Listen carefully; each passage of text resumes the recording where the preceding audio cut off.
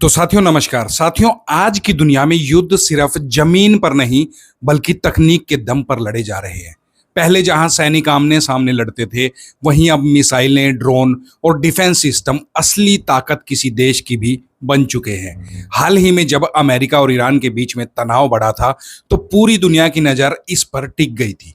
America के हमले के बाद ईरान ने सीधा जवाब देने के बजाय एक अलग ही तरीके की रणनीति वहां पर अपना ली थी। उसने उन देशों को निशाना बनाया जो अमेरिका के साथ खड़े थे। इसका मकसद साफ था कि अमेरिका को चारों तरफ से दबाव में लाना, ऐसा कर देना कि अमेरिका जो है खुद ही दबाव में आ जाए। इस जवाबी कार्रवाई में कई जगह नुकसान हुआ, लोग घायल भी हुए और कई लोगों की जान भी गई, मौत भी हो गई। लेकिन इस पूरे मामले में एक देश सबसे ज्यादा चर्चा में आया और वो था इजराइल। क्योंकि जहां एक तरफ ईरान को भारी नुकसान हो रहा था, वहीं इजराइल को बहुत कम नुकसान इसका झेलना पड़ा था।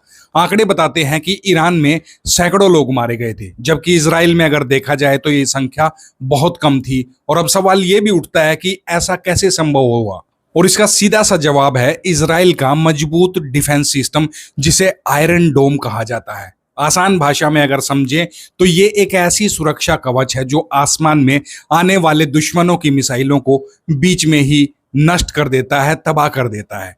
जब कोई मिसाइल इजराइल की तरफ बढ़ने लगता है तो आयरन डोम उसे तुरंत डिटेक्ट कर लेता है और फिर कुछ ही सेकंड में दूसरी मिसाइल लॉन्च कर दी जाती है, जो हवा में जाकर दुश्मन की लॉन्च की गई मिसाइल को उड़ा देती है और उसे नष्ट कर देती है। यानी खतरा जमीन तक पहुंचने से पहले ही खत्म कर दिया जाता है। हालांकि ये सिस्टम पूरे तरीके से परफेक्ट नहीं है। कभी कभी कुछ मिसाइलें बच के निकल भी जाती हैं और वही नुकसान का कारण बनती है, लेकिन फिर भी इसकी सफलता दर इतनी ज्यादा है कि ज्यादातर हमले इसमें नाकाम हो जाते हैं। इसी वजह से आज पूरी दुनिया इस सिस्टम की चर्चा कर रही है।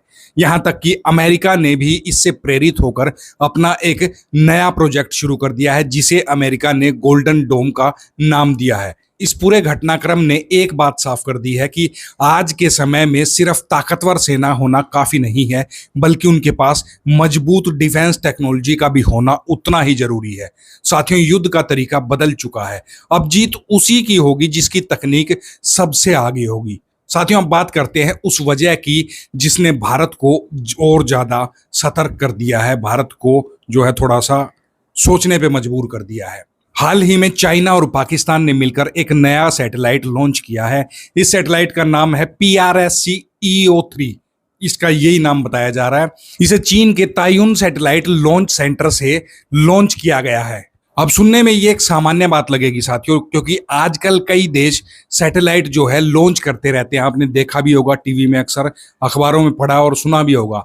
लेकिन असली चिंता इसके पीछे छिपे मकसद को लेकर है।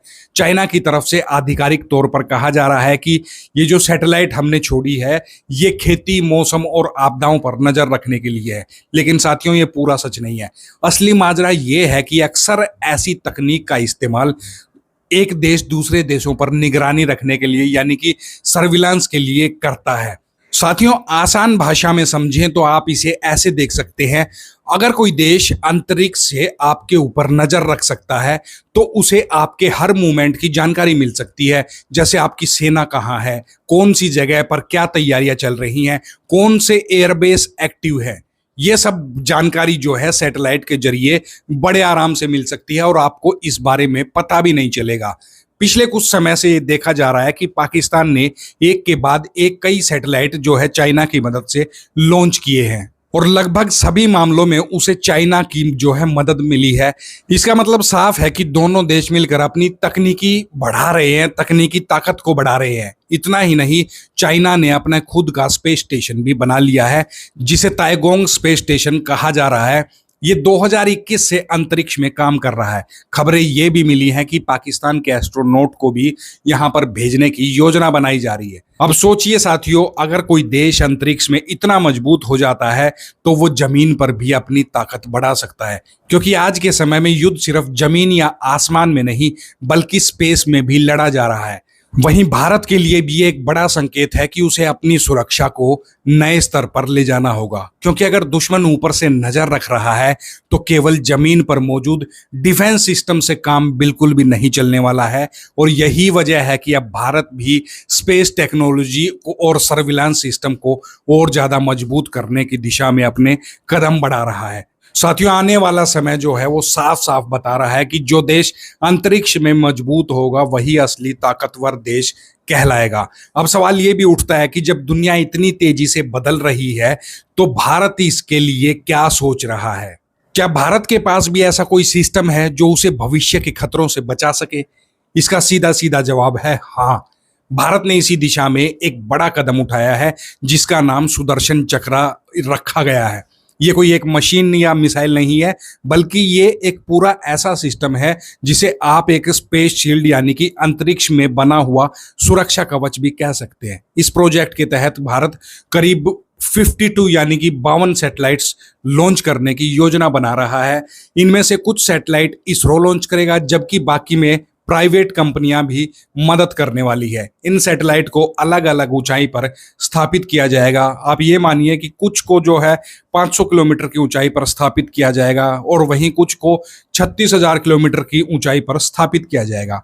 इसका फायदा क्या होगा? इसका फायदा ये होगा कि भारत को हर दिशा से, हर लेवल से नजर रखने की पूरी पूरी क्षमता मिल जाएगी। अब इसे आसान भाषा में समझते हैं। मान लीजिए कोई दुश्मन देश जो है वो भारत पर मिसाइल या फाइटर जेट से हमला करना चाहता है। जैसे ही वो अपने क्षेत्र से, अपने एरिया से उसको लॉन्च करेगा तो ये सैटेलाइट उसे तुरंत डिटेक्ट कर लेगा, यानी खतरा आने से पहले ही उसकी जानकारी जो है सेना को मिल जाएगी। इस सिस्टम में 3 तरह के की जो खास तकनीकें हैं उनका यूज होने वाला है। पहली तकनीक है सार यानी कि SAR, जिसे सिंथेटिक अपर्चर रडार भी कहा जाता है। ये एक ऐसी तकनीक है जो बादल हो, बारिश हो या रात हो, मतलब अगर आप कुछ भी नहीं दिखाई देता हो तो उसमें भी ये साफ साफ तस्वीरें ले सकता है, यानी कि मौसम चाहे जैसा भी हो, निगरानी भारत की नहीं रुकने वाली है। और दूसरी तकनीक है इलेक्ट्रो ऑप्टिकल सेंसर। ये बहुत ही हाई क्वालिटी के कैमरे हैं जो जमीन पर मौजूद छोटी छोटी चीजों की भी पहचान कर सकते हैं, जैसे किसी देश में टैंक कहाँ पर है, उसके बंकर कहाँ है, या उसके मिसाइल लॉन्चर जो है वो किस जगह पे रखे हुए हैं, इन सब को वो डिटेक्ट कर लेगा। और तीसरी तकनीक है साथियों कम्युनिकेशन सैटेलाइट की। इनका काम जो होगा वो होगा कि सुरक्षित और तेज कम्युनिकेशन युद्ध के दौरान जो है उसको बनाए रखना।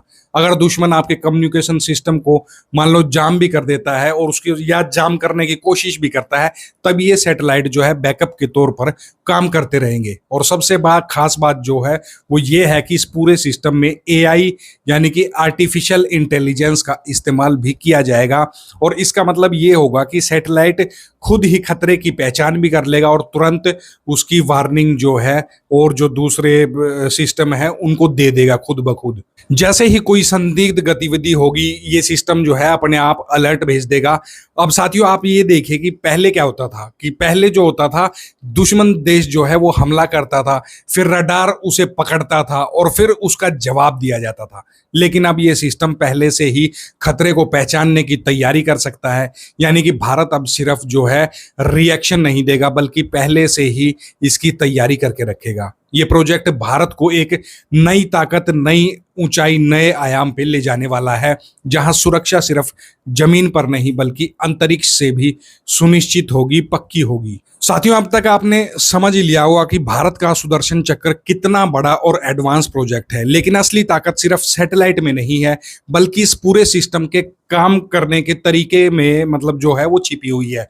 खासकर इसकी मतलब जो 3 लेयर सिक्योरिटी सिस्टम है जो इसे और भी ज्यादा मजबूत बनाती है। इसे आसान भाषा में समझते हैं। सबसे पहला होगा आउटर लेयर। ये सुरक्षा का सबसे बाहरी घेरा होगा। जैसे ही कोई दुश्मन की मतलब इसमें मिसाइल इसमें एंटर करेगी तो ये उसे डिटेक्ट कर लेगा और उसे वहीं पर नष्ट कर देगा और ये खतरा जो है भारत देश तक, अपने देश तक नहीं पहुंच पाएगा और उसकी जानकारी तुरंत मिल जाएगी।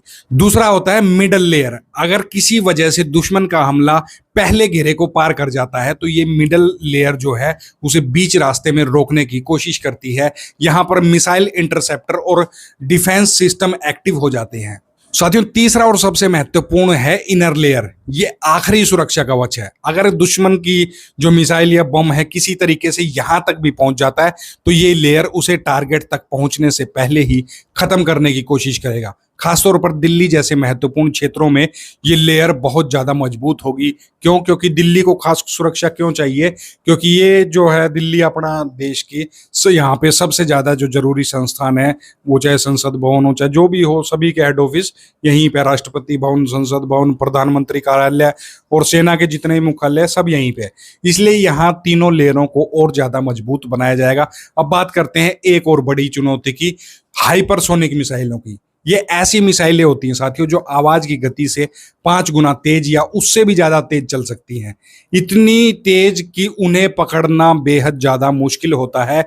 इनकी एक खास बात ये भी होती है कि ये अपने आसपास का जो एक तरीके का जो है वो प्लाज्मा बना लेती हैं, जिसकी वजह से रडार सिग्नल सही तरीके से काम नहीं कर पाते। यानी कि ट्रेडिशनल रडार सिस्टम इसके आगे बिल्कुल कमजोर पड़ जाते हैं, वो इसे पकड़ ही नहीं सकते हैं। और इसी चुनौती से निपटने के लिए डीआरडीओ नई तकनीक पर काम भी कर रहा है। इसमें advance radar system, AI based tracking और नए एल्गोरिदम इसमें शामिल हैं जो इस तरीके की जो तेज गति की मिसाइलें हैं उनको पहचान सकेंगे। और इसके अलावा ये पूरा सिस्टम भारत के मौजूदा डिफेंस सिस्टम जैसे S-400 और आकाश मिसाइल सिस्टम के साथ मिलकर काम भी करेगा। और इसका मतलब ये हुआ कि जैसे ही सैटेलाइट खतरे का संकेत देगी, जमीन पर मौजूद सारे सिस्टम जो हैं एक्टिवेट हो जाएंगे।